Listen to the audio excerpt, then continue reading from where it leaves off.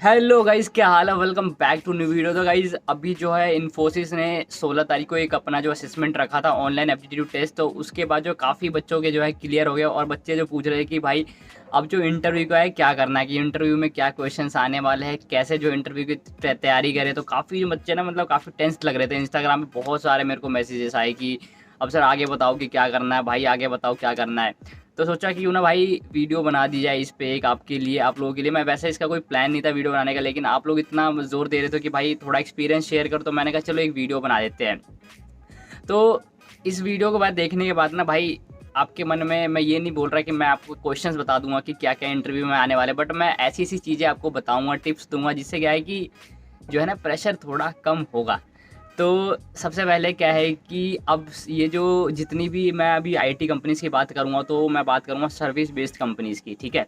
मैं अमेज़न वगैरह की बात नहीं कर रहा हूँ, प्रोडक्ट बेस्ड कंपनीज़ की बात नहीं कर रहा हूँ। मैं बात कर रहा हूँ टीसीएस की, इन्फोसिस, विप्रो की। तो अभी बेसिकली हमारा मुद्दा क्या है, इन्फोसिस का इंटरव्यू आने वाला है उसका। तो जो भी ये कंपनीज़ होती है, मास हायरिंग कंपनीज़ होती है, मतलब कि इसमें क्या है कि ये ज़्यादातर आपको सेलेक्ट करेंगी, क्योंकि इन ये जो क्या है कि हायरिंग जो है बल्क में करती है। अगर जैसे 100 बच्चे हैं तो 100 में से ये जो है 70 टू 80 बच्चे क्या है कि हायर करती है। तो आपको इंटरव्यू को लेके इतना टेंस होने की ज़रूरत नहीं है। अगर आप में मतलब थोड़ी बहुत जो टेक्निकल चीज़ें सही होंगी, आपका जो है कम्युनिकेशन स्किल्स जो है अच्छा होगा, तो आप डेफिनेटली भाई जो है इस इंटरव्यू को क्लियर कर लोगे। अब बात करते हैं कि देखो इंटरव्यू एक ऐसी चीज़ है ना कि जिसमें हमें पता नहीं होता कि इंटरव्यूअर जो है क्या, क्योंकि एक ऐसी यही चीज़ है जिसमें हमें समझ नहीं आता कि भाई क्या पूछ ले। इसमें क्या होता है कि इंटरव्यूअर का मूड कैसा है, भाई अपनी बीवी से लड़के तो नहीं आया, मतलब उसका आज का दिन कैसा है, और सामने आपके इंटरव्यूअर कौन है, इस पे भी डिपेंड करता है कि वो कौन से फील्ड से है, क्या क्वेश्चंस पूछने वाला है, तो वो डिपेंड करता है। बट ये हो गई 5 से 10% चीज़ें, बट इसके अलावा अपने आप को तो हमें प्रिपेयर करना ही चाहिए ना, क्वेश्चंस को लेके, जो भी क्वेश्चंस आने वाले हैं सब कुछ। तो ये चीज़ें हो गई। अब जब आप इंटरव्यू में जाते हो तो वो जो एक वो होता है ना कि अंदर से धक धक जो होती है, भाई मैंने काफ़ी सारे इंटरव्यू दिए हैं, तो मैं मेरे को चीज़ पता है कि चाहे कोई सा भी नंबर हो आपका इंटरव्यू का, पहला हो या 10वां ही क्यों ना हो, आपके अंदर से जो एक चीज़ होती है ना कि हाँ टेंस्ड होता है कि कैसा भाई क्या होने वाला, आप नर्वस हो जाते हो। तो वो हर इंटरव्यू में होता है, बट अभी क्या है कि थोड़ा ऑनलाइन है, तो ये चीज़ में भी आपके अंदर थोड़ा कम हो पहले के मुकाबले। जो होता था कि दरवाज़ा जैसे ही खोलते थे अंदर जाते थे, इंटरव्यूअर बैठा हुआ है और हमारी फट गई, तो वो थोड़ा जो है अभी मेरे हिसाब से कम होने वाला है वर्चुअल इंटरव्यू में। तो अब भाई ज़्यादा टाइम मैंने बहुत बातें कर ली, तो अब सीधा बात करते हैं कि इंटरव्यू में क्या आने वाला है। तो सबसे पहले जो लोग पूछ रहे थे कि मैं मैकेनिकल ब्रांच का हूँ, मैं सिविल का हूँ, या फिर मैं जो है बीएससी मैथ्स का हूँ, फिजिक्स का हूँ, मुझे प्रोग्रामिंग नहीं आती, उनके ऊपर भी आएंगे। अभी पहले बात कर लेते हैं कि इंटरव्यू में आपसे क्या क्या पूछ सकते हैं। तो सबसे पहली चीज़ जो कि हर इंटरव्यू का पार्ट होता है और सबसे इम्पोर्टेंट होता है, और एज अ फ्रेशर अगर आप कंपनी में इंटरव्यू दे रहे हो, तो सबसे जो मेन चीज़ होती है अपने बारे में इंट्रोडक्शन। तो ये सबसे मेन चीज़ है, क्योंकि यहीं पे जो है आपका जो कॉन्फिडेंस लेवल जो है दिख जाता है। देखो एज अ फ्रेशर अगर आप इंटरव्यू देते हो, तो आपके पीछे ना कोई काम का बैकग्राउंड नहीं होता कि जो आपको वो टेक्निकल चीज़ों में ज़्यादा फंसा सकते हैं।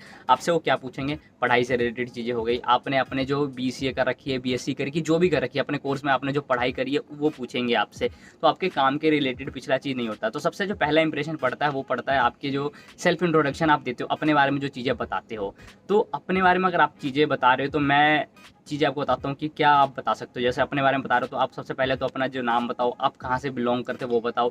उसके बाद आप अपनी अकेडमिक की चीज़ें बताओ कि आपने जो है क्या कर रहे हो, मतलब बीसीए के कौन से, ऑब्वियस सी बात है कि 6 सेमेस्टर में होंगे, या बीटेक कर रहे हो तो आप 8 सेमेस्टर में होंगे, या फिर आपने जो है अपनी स्कूलिंग कहाँ से कंप्लीट करी है, आपके कितने परसेंटेज थे। उसके बाद थोड़ा सा अपना फैमिली बैकग्राउंड के बारे में बता सकते हो, थोड़ा सा कि कितने फैमिली मेम्बर्स है। ये नहीं कि आप भर भर के बता दो कि हाँ मेरा भाई जो है ये करता है वो करता है, ये चीज़ें नहीं, थोड़ा सा। उसके बाद आप अपनी एकेडमिक्स के बारे में बता दो, अपनी एक चीज़ जो मेन है बता दो कि हाँ आपको कौन सी प्रोग्रामिंग लैंग्वेज पसंद है, या आपको कौन सा सब्जेक्ट जो है पसंद है। ऐसे करके ना आप थोड़ी बहुत चीज़ें बता सकते हो। तो उसके बाद क्या है कि इंटरव्यूअर ना खुद ही आपसे चीज़ें पूछना शुरू कर देगा। तो अब मैं अपना एक्सपीरियंस अगर मैं शेयर करूँ कि मेरे से क्या पूछा गया था, तो आज से भाई टाइम तो हो गया काफ़ी, तो मेरे को थोड़ा चीज़ें जो जो मुझे याद है। तो मेरे से सबसे पहले पूछा गया था कि अब से अपने बारे में बताओ, तो मैंने अपने बारे में बताई थी ऐसी जो मैंने आपको चीज़ें बताई वो। उसके बाद उन्होंने मेरे से ज़्यादा टेक्निकल क्वेश्चंस पूछे नहीं थे, थोड़े बहुत पूछे थे, क्योंकि देखो ये जो कंपनीज़ होती है ना, ये इतने टेक्निकल क्वेश्चंस आपके डीप में जाके नहीं पूछेगी कि आपको कुछ करवा रहे हो। बट हाँ, पता होनी चाहिए आपके सबके बेसिक्स। तो इन्होंने मेरे से क्या पूछा था कि लूप के जो है कुछ सिंटेक्स, फॉर लूप के इन्होंने सिंटेक्स लिखवा दिए थे। उसके बाद उन्होंने मेरे से कुछ पूछा था कि ऊप्स कॉन्सेप्ट का हमारे रियल लाइफ में क्या एग्जांपल है। उसके बाद एक पूछा था क्वेश्चन कि वाइल टू वाइल में क्या डिफरेंस है, पॉइंटर क्या होता है।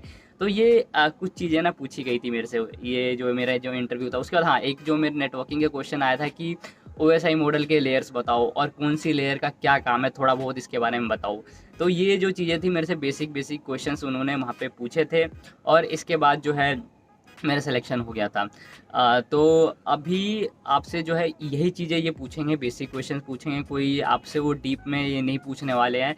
तो अब आपसे और क्या क्या टेक्निकल क्वेश्चन, देखो ये 2 राउंड होते हैं, या तो टेक्निकल एचआर आपका एक में हो सकता है जो कि मोस्ट ऑफ द केसेस में होता है, या तो क्या वो एरिया वाइज डिपेंड करता है, या तो क्या हो सकता है कि आपका टेक्निकल पहले होगा, एचआर राउंड बाद में होगा, या दोनों एक साथ भी हो सकता है। जैसे कि मेरा जो दोनों एक साथ ही हुआ था, उन्होंने उसमें भी टेक्निकल क्वेश्चन भी पूछ लिए थे और थोड़ा बहुत कॉन्फिडेंस चेक करने के लिए इधर उधर की चीज़ें ही पूछ ली थी। तो देखो बेसिकली क्या है कि एज अ फ्रेशर जब आप ज्वाइन करते हो, आपको 2 चीज़ें जो देखते हैं वो कि नॉलेज प्लस आपका कॉन्फिडेंस लेवल कैसा है। अगर आपका कॉन्फिडेंस, आप बातचीत कर रहे हो, अब ये भी नहीं है कि आपकी भाई इंग्लिश एकदम एक्सेंट वैक्सेंट मार रहे हो, तगड़ी होनी चाहिए, ऐसा कुछ नहीं है। बस आपका कॉन्फिडेंस लेवल अच्छा होना चाहिए, आप जो चीज़ें बता रहे हो उनको अच्छे से समझा सको, क्योंकि एट द एंड आपको कंपनी में वो अंग्रेजी वो चेक करने के लिए नहीं बता रहे हैं कि आपको क्या करना है, कि आप अपनी बातें कैसे समझा पा रहे हो उनको, चाहे टूटी फूटी इंग्लिश क्यों ना हो, बट कम्युनिकेट कर पा रहे हो अपनी चीज़ों को आप कॉन्फिडेंस के थ्रू, है ना, एक वो होना चाहिए चीज़ों को। तो ये अब आपसे वो लोग क्या पूछ सकते हैं। तो इसके बाद क्या है कि आपके जो उप्स कॉन्सेप्ट जैसा मैंने आपको बताया, उसके बाद जो अपने थोड़ा बहुत क्या है कि जो बेसिक्स आप प्रोग्रामिंग करते हो, तो प्रोग्रामिंग के जो बेसिक कैसे प्रोग्रामिंग होते हैं, प्राइम नंबर निकालना, ये सारे फैक्टोरियल निकालना, तो इन सब के ना आप सिंटेक्स पढ़ लो, प्रोग्रामिंग के लॉजिक्स पढ़ लो कि क्या क्या लॉजिक्स होने वाले, क्योंकि आपसे हो सकता है बोल दो कि हाँ भाई प्राइम नंबर का प्रोग्राम मेरे को बता दो। उसके बाद ये लोग जैसे आपका जो सब्जेक्ट है डीबीएमएस है, डेटाबेस मैनेजमेंट सिस्टम, तो उसमें जो है ये चीज़ें पूछ सकते हैं, डीबीएमएस में आपसे पूछ सकते हैं। आपका जो नेटवर्किंग है अगर सब्जेक्ट है, तो नेटवर्किंग से हो सकता है पूछ सकता है, और वो बंदा उस बैकग्राउंड से निकला जो इंटरव्यूअर है, तो वो आपसे चीज़ें पूछ सकता है। तो मतलब प्रोग्रामिंग में ना, प्रोग्रामिंग कह रहा हूँ मैं, सॉरी, आपके जो कोर्स में है जो जो टेक्निकल जो आपके प्रोग्रामिंग पार्ट है, तो आप उसमें क्या है कि जितने भी बेसिक कॉन्सेप्ट्स है, मैं ये नहीं कह रहा कि उसमें डीप में घुस जाओ, आपसे ये पूछ सकते हैं पॉलीमॉर्फिज्म क्या है, मतलब कि सबकी ना बेसिक चीज़ें पढ़ लो, डेफिनेशन पढ़ लो कि एक्चुअली में वो होती क्या है, क्योंकि इंटरव्यूअर को भी घंटा भाई इतना नहीं पता होने वाला है कि उसको पूरी डीप में वो चीज़ ज़रूरी है कि पता ही होनी चाहिए। तो आपको क्या है कि सब चीज़ों की बेसिक पता होनी चाहिए, नॉलेज होनी चाहिए कि हाँ एक्चुअली में ये चीज़ें होती क्या है।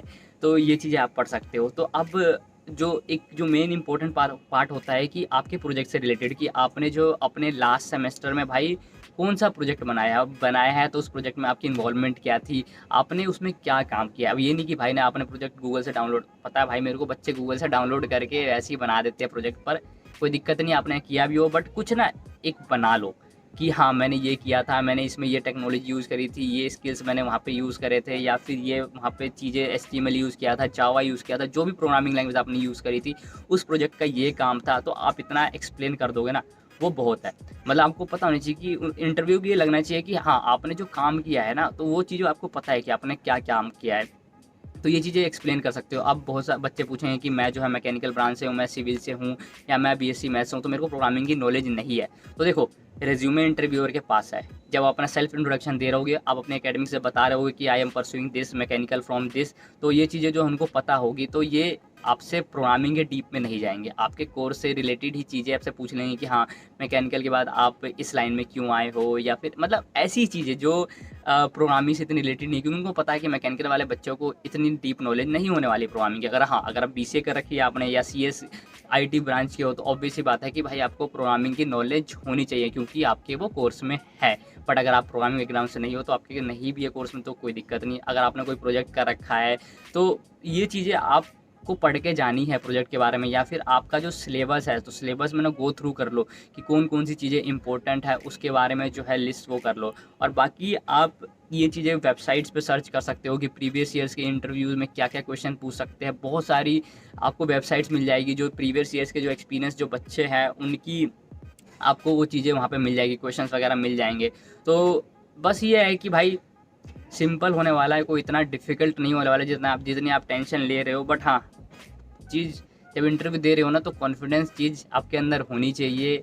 आपके वो चेहरे पे मैं मानता हूँ कि भाई होगी थोड़ी बहुत टेंशन, बट उसको दिखाओ मत, जितना हो सके ना अपने बारे में सेल्फ इंट्रोडक्शन जब दे रहे हो ना तो भाई पढ़ो उसको ना, रटो जैसे आपके होता रट लो। अब रट को ये रट के ये नहीं कि आम चंदन कुमार आम परसुइंग जैसे करके पूरी 2-3 मिनट तक बोले जा रहे हो। भाई इंटरव्यू की तरह बना देख रहे हो, आराम से छोटा सा इंट्रोडक्शन दो अपना, जितना भी दे रहे हो बट बढ़िया से हंस के इंटरव्यू के फेस टू फेस उसको वो करके उसके बाद इंटरव्यू मतलब अपना इंट्रोडक्शन दो, ठीक है। तो ये छोटे छोटे पॉइंट्स है जो आई एम श्योर आपको अभी अच्छे लग रहे होंगे और अब थोड़ी बहुत जो है आपके अंदर कॉन्फिडेंस आया होगा ये चीज़ें सुनने के बाद। बट याद रखना कि अगर आप ये कंपनीज में जा रहे हो तो भाई थोड़ा एक चीज़ जो निकाल के रख लो कि रिजेक्शन के अपने जो आपके जो चांसेस है ना वो बहुत कम है। वही मैं अगर प्रोडक्ट बेस्ड कंपनी की बात करता तो आपको 100 में से अगर वो 10 लेते तो यहाँ पे क्या है कि 100 में से आपको सिर्फ 10 को वो रिजेक्ट करेंगे, 90 लेंगे, ठीक है। तो ये चीज़ दिमाग में रखो, कोई आपको टेंशन की बात नहीं है, बस थोड़ा कॉन्फिडेंस रखो, यही है मेन, थोड़ा कॉन्फिडेंस रखो और टेक्निकल चीज़ों को जो है अपनी जो कोर्स में जो आपकी चीज़ें हैं उसको ना थोड़ा एक बार गो थ्रू कर लो, ज़्यादा नहीं, बस बेसिक कॉन्सेप्ट जो है उसको गो थ्रू कर लो। प्रोग्रामिंग के थोड़े बहुत लॉजिक्स पढ़ लो, डिफरेंस क्या है चीज़ों में वो पढ़ लो, बाकी सिंटेक्स पढ़ लो कि वाइल लूप के सिंटेक्स क्या होते हैं, फॉर लूप के सिंटेक्स क्या होते हैं। अगर आप ये चीज़ें पढ़ लोगे तो आई थिंक आपके लिए जो है इनफ होगा, आपके लिए जो जब पढ़ाई कर लोगे ना तो आपके ना एक अलग से ही कॉन्फिडेंस आ जाएगा कि हाँ हमने पढ़ रखा है, सब कुछ जो मर्जी पूछ ले। ये तो हो गई। तो बस भाई इस वीडियो में इतना ही। अभी एक चीज़ और है, रिक्वेस्ट करूँगा कि जिन जिन बच्चों ने अभी इंटरव्यू रिसेंटली दिया है तो वो कुछ अपना एक्सपीरियंस शेयर करना चाहे तो भाई बहुत ही स्वागत है आपका। भाई मतलब अप्रिशिएट करूँगा आपकी मैं कि हाँ आप अपने क्वेश्चन जो है नीचे आपसे जो पूछा गया है वो शेयर करें ताकि जितने भी बच्चे और देख रहे हैं उनको हेल्प मिलने वाली है। तो आप अपना जो आपका टेक्निकल राउंड हुआ था उसमें आपसे क्या क्या क्वेश्चंस पूछे तो आप नीचे जो एग्जैक्ट भाई लिख देना कि क्वेश्चन ये मेरे से पूछा गया था, सेकंड क्वेश्चन ये पूछा गया था, थर्ड क्वेश्चन ये पूछा गया था। तो जितने भी बच्चों ने अभी इंटरव्यू दिया और ये वीडियो देख रहे हैं तो नीचे यार क्वेश्चन जरूर लिख देना आपने, ठीक है, जो जो आपसे पूछे थे। तो बस भाई इस वीडियो में इतना ही। कॉन्फिडेंस रहो भाई, best of luck for your interview. भाई सबसे बड़ी चीज़ है अपने अंदर कॉन्फिडेंस जरूर रखना। तो best of luck for your interviews, hope आप सभी का हो जाए। होने के बाद जो है भाई बताना ज़रूर नीचे कमेंट बॉक्स में। तो मिलते हैं अगली वीडियो में कुछ और बढ़िया इन्फॉर्मेशन के साथ, तब तक के लिए बाय बाय।